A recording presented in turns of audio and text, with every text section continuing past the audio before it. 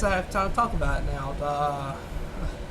I don't want to, but we will. Jacksonville will lose to Albany in the NAL playoffs, like 67 to 68 or something like that. I have the score pulled up here. I didn't want to click off the camera.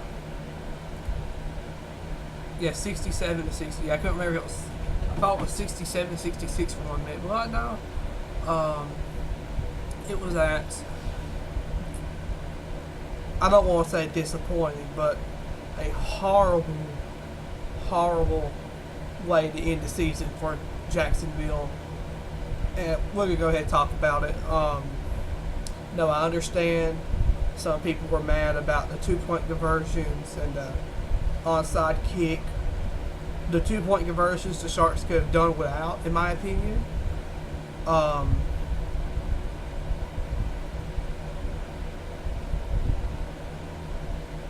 You know, it really wasn't necessary. You kicked the extra point. One of the worst college football games, in my opinion, was Oregon-Nebraska, and that's actually the reason Oregon lost that game was because they went for two too many times. So, you know, we don't want that. Please don't do that again. But the onside kick. This is the hard part to discuss because the onside kick failed. I read a guy in the Sharks group. You're going to see the post on the screen. I'm not going to read it word for word because you can read it yourself, but the onside kick was not really supposed to work in the first place. If the Sharks would have recovered it, nice, we win the game. The onside kick was meant because, look, man, arena football, it's not a game of defense. It's not. In arena football, the team who has the ball last is going to win the game. Arena football is not known for its defense. It's known for scoring 70 and 80 points a game. And that's what the Sharks were thinking. That's what Coach Burley and the Sharks were thinking. Well, if we get to a short field, we could they score, but then we'll have enough time to be able to get down the field and score. What cost the Sharks was those 20 seconds on that play that it called timeout on. Because, remember, the Sharks scored at the end of the game and then went for two and made it. At that point, it was 67 to 68. If there's, I don't know, 10 seconds left, you could kick a deuce and go up 69 to 68. Or it would have been like, let's see, yeah, it would have been like 69 to 68. Or you could kick an onside kick and try to get the ball. Wait, that score's not right. It won't have been that. Oh, yeah, it would have been 69 to 68. Yeah, it would have been. But then you would have had to get a stop on defense. I don't want to hear the excuses about, well, the Sharks got outplayed or outcoached. I will be one of the only people saying this, and that's fine. I don't care. Jacksonville does not, under any circumstances, need to fire Coach Burley. I understand he called the plays, and then a couple of days later, I was watching. I mean, I was a little upset about the onside kick too, but when I read that, it kind of made more sense. The 2-point conversions, I don't understand, but the Sharks need to keep Coach Burley. He's a great head coach. I can't say the fans love him because they're talking crap about him consistently. I love Coach Burley, and I'm sure the players love Coach Burley. To be successful in this league, you're gonna have to have dedication.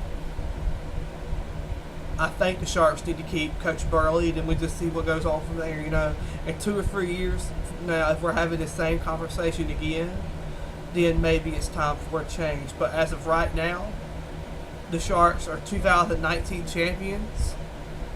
They didn't play in 2020, and Albany won it last year, and it's playing in it again this year. So, in all those years, the Sharks have at least had a chance to be in the championship game. Hold your horses on that. Don't fire Coach Burley. I know everybody ain't gonna want to hear it. but let's keep him around and let's see what he can do. He's a great head coach. You won't get many coaches like him. Jacksonville needs to keep him, and I'm already ready for next season. I'm very excited for next season. So Sharks lose, it sucks. I wanted to get this out. This is out 2 days after it happened. It is what it is. There's nothing we could have done about it. The Sharks are, man, they were close. They were close. That one hurts. Now, Albany's kicker, who hit the deuce, man, that was actually pretty cool, considering that I actually ended up winning them the game. I mean, that was, to see all of them celebrate around the kicker. Kickers don't get much love, and it was very nice to see. But the Sharks do lose another game, which I don't understand why they all played together. Arizona and NAS, Northern Arizona. Dude, that game was incredible. NAS to go 1-13 to end the championship game is absolutely incredible. And I hope they win the championship game. I forgot the name. Now, I can't say I have watched the last 2 or 3 weeks, the last week of the regular season and playoffs. I don't remember the team they're playing off the top of my head right now. But Arizona thought they should have won that game, and I think Arizona should have won that game. That was a heartbreaking way to lose. To go 1-13 into the championship game the next year, that's some 1991 Atlanta Braves mess right there. That's crazy. You don't see worst for first happen much anymore in sports. You see from first to worst. LSU 2019 in college football. You don't see it much often no more. So it was kind of crazy to see that. The championship game in the NAL will be Albany and Carolina. I've kind of split on who I want to win this game because I don't like Albany and I don't like Carolina, to be honest with you. And none of those teams have done nothing wrong to me, but I just don't like them. I would much rather have, being the home state thing, I would much rather have Columbus in it, but, I don't like them either, so. I'd probably say I want NAS to win the IFL championship game. That's my pick.